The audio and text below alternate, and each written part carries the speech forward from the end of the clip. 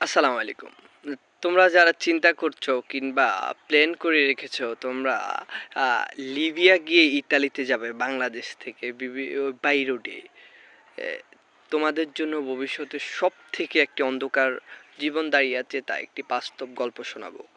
আমাদের এলাকারই একটা ছেলে বয়স ২৫ কিংবা ২৬ এর গড়া হবে।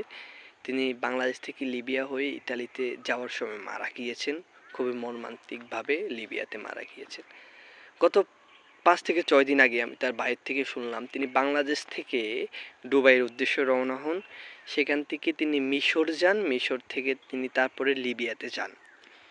লিবিয়াতে যাওয়ার পরে সবার মতো এই গেম দিতে গিয়ে তিনি একটি মাফিয়া চক্রের হাতে পড়েন। সেইখানে তিনি ৩ থেকে ৪ দিন অমানবিক নির্যাতনের ফলে সেখানে তিনি মারা যান।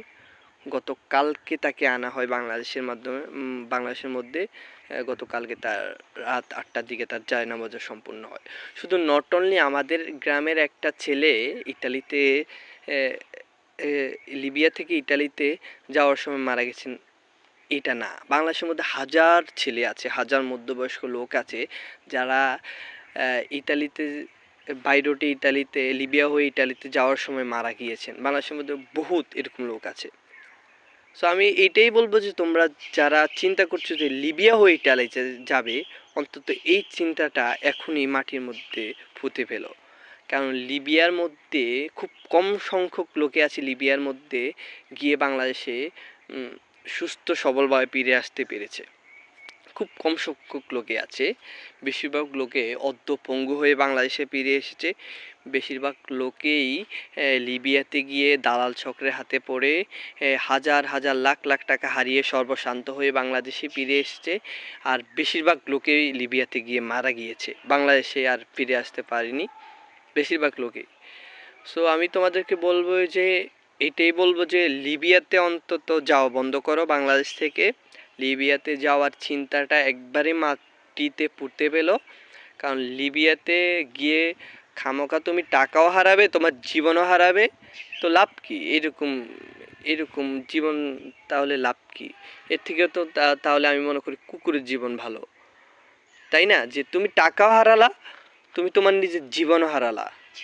এটা না, উন্নত মানের জীবন যাপনের জন্য তুমি যাচ্ছ যে দেশ থেকে বৈধভাবে তুমি চেষ্টা করো, হয়তো বা একটু লেট হবে।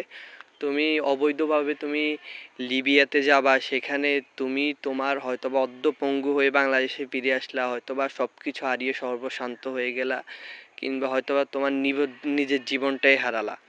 তো এইটা তো কোনো একটা লাইফ না, তাই তো? তাই নিজের দেশ থেকে বৈধভাবে চেষ্টা করো, এটারই কথা বলবো। আর হয়তোবা তোমাদের সবাইকে বলবো যে লিবিয়াতে অন্তত যাওয়া বন্ধ করতে হবে ভাইয়া, না হলে লিবিয়াতে যাইবা তো তোমার জীবন হারাইবা, এটাই শেষ, এটাই বলবো। তো সবাই ভালো থাকবেন, সুস্থ থাকবেন, আল্লাহ হাফেজ, আসসালামু আলাইকুম।